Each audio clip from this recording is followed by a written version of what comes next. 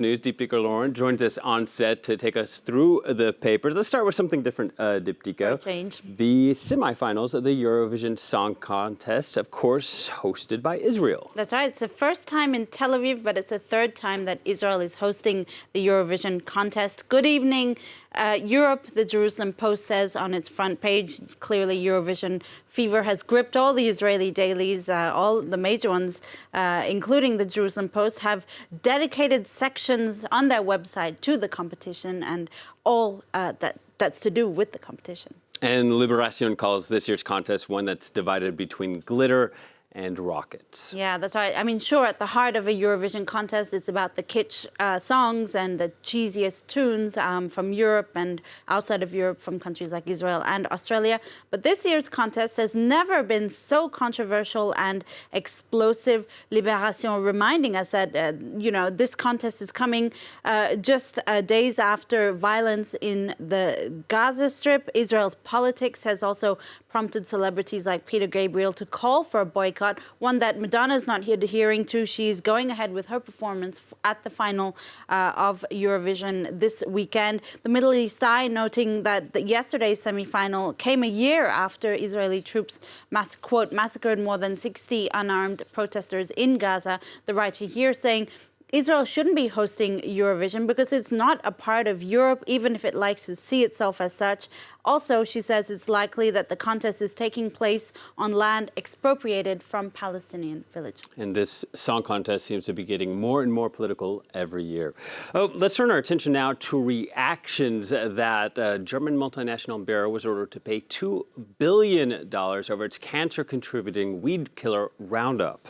That's right. Bayer says it will be appealing that decision, but it was the largest a U.S. jury has ever given as a verdict to date against Bayer in litigation over glyphosate. That's a component in its weed killer Roundup that contributes to cancer. A couple took Bayer to court claiming that their exposure to the product caused their non-Hodgkin's lymphoma. The result will hit the company hard, at least for Swiss cartoonist Chapat, as you see here. A doctor announcing to Bayer that it has a cancer. Its cancer is Monsanto. Indeed, Monsanto is the company behind Roundup, and Bayer bought Monsanto last year in what should have been a profitable acquisition, but instead it's proving to be a minefield, costing the company a lot. That's according to German daily Süddeutsche Zeitung, which says that there are 13,400 complaints filed against glyphosate in the U.S. alone, and that could cost Bayer millions or even billions. And conservative press here in France more skeptical about that ruling. Oh, it's interesting to get the counterpoint. L'Opinion is extremely skeptical, the right-wing paper on its front page today, saying that a verdict does not mean scientific proof. I quote, "The apparent cancer-causing properties of glyphosate have always been disproven. This product appears to be more harmful to logic." L'Opinion certainly not mincing its words today, and you see it in the front page cartoon here. The scientist asking at what point a substance becomes carcinogenic. Her colleague saying as soon as 50% of the population thinks it is or says it is.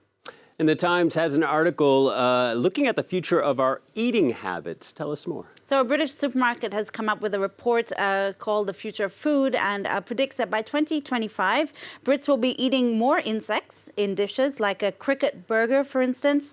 Instead of fish, they could be eating banana blossoms that are the flowers at the bottom of a banana plant that look a lot like fish when battered and fried. Other things to look out for will seaweed, caviar, algae milk, and jellyfish chips. Apparently, jellyfish are very rich in nutrients. The report also predicts that we would be growing more meat at home and that meat itself, red meat, could become a luxury product. I'm sure that's meant to shock, but I'm not sure if insects would actually make British cuisine worse. Speaking of farming, then, French farmers are taking part in an unusual experiment later this month. That's right. It's called Enterre ton slip, which in French either means bury your underwear or put your underwear into the ground, which is actually quite accurate for this story. Both, in fact. Farmers will be burying their underwear, hopefully not all of them wear Oddly this similar bright to the yellow vest, huh?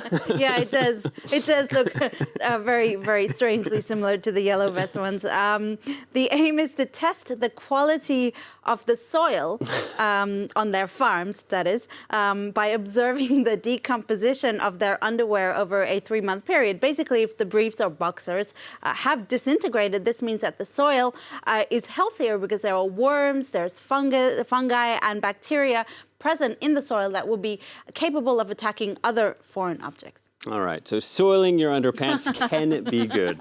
Thank you very much, Deepika with a roundup of the headlines. That's it for now. We're going to take a quick